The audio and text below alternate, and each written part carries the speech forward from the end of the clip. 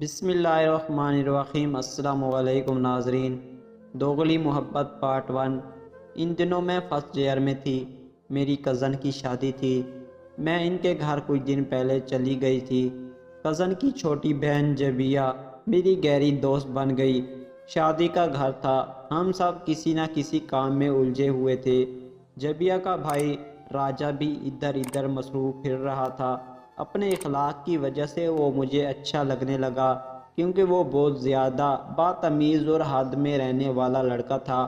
میں اس کو بہانے سے دیکھتی، اگر وہ مجھ کو دیکھ لیتا تو منہ دوسری طرف پھیر لیتی۔ شادی سے ایک روز قبل، یہ مغرب سے ذرا پہلے کا وقت تھا، جبیہ نے کہا، چھت پر کمرے میں نے ڈھولک رکھی ہے، تم ذرا جا کر لے آؤ، رات کو گیت گائیں گے۔ میں بھاگتی ہوئی سیڑھیاں چڑھنے لگی۔ آخری سیڑھی پر اندھیرا تھا، میں کسی سے زور سے ٹکرا گئی۔ اگر میں اس کو اور وہ مجھے تھام نہ لیتے تو دونوں ہی گر جاتے۔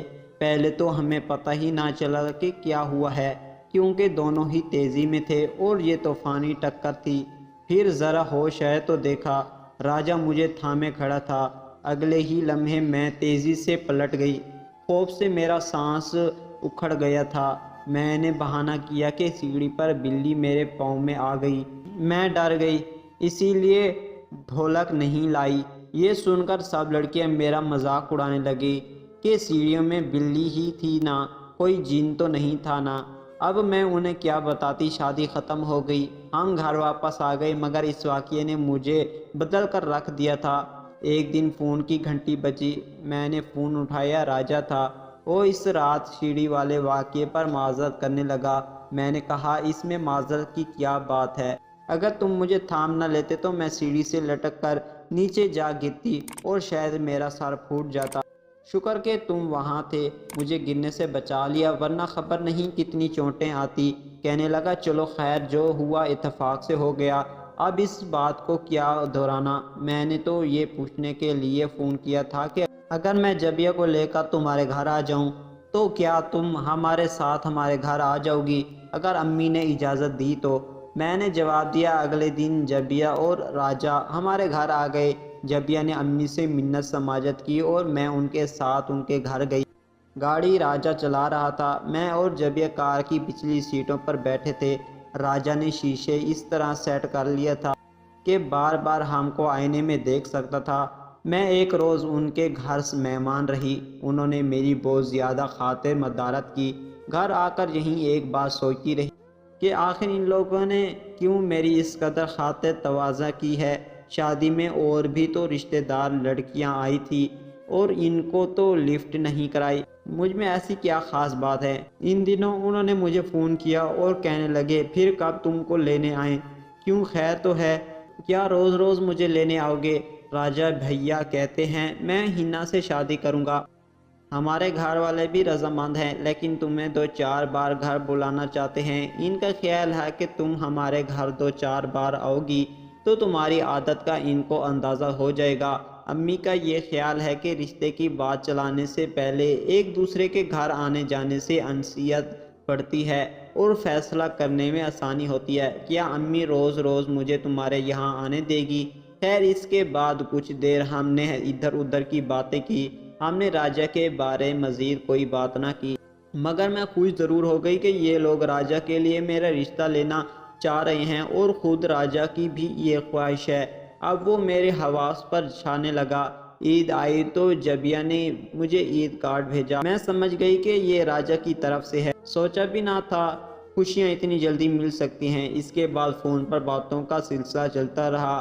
کبھی میں فون اٹھاتی تو راجہ ہوتا، کبھی جبیہ فون کرتی تو میرا بھائی زکی گھر پر ہوتا تو وہ اٹھا لیتا۔ تب جبیہ زکی سے 2-4 باتیں کر لیتی۔ اب مجھے راجہ سے ملنے کی چاہ رہنے لگی۔ ہم ملتے بھی جبیہ کی معرف تھے، یعنی وہیں میرے پاس آنے کا پروگرام بناتی، لیکن میرا بھائی زکی میرا ساتھ نہ دیتا۔ تب مجھ کو اس کی بڑی منت سماجت کرنا پڑتی تو کہیں جا کر وہ مجھے جبیہ کے گھر لے جانے کو راضی ہوتا۔ ہمارے گھر والے یہ سمجھتے تھے کہ ہم دونوں سہیلیاں ایک دوسرے سے ملنے جاتی ہیں، جبکہ میں جبیہ کے گھر صرف راجہ کے لیے جاتی۔ پہلے زکی مجھے باتیں سناتا تھا کہ کیوں جبیہ کے گھر جاتی ہو، میں کوئی فالتو نہیں کہ روز روز تم کو ان کے گھر لے جاؤں، مگر بعد میں وہ بھی نرم رویہ اختیار کر گیا۔ اب جب کبھی مجھے جبیہ کے گھر جانا ہوتا، زکی کہتا چلو میں تم کو لے چلتا ہوں۔ پھر پتہ نہیں کیوں تقدیر کو میری خوشیاں اچھی نہ لگی، راجہ آہستہ آہستہ بدلنے لگا۔ وہ مجھ سے اور میرے بھائیوں سے کھنچ گیا، جس کی وجہ سے میری پڑھائی بھی متاثر ہونے لگی۔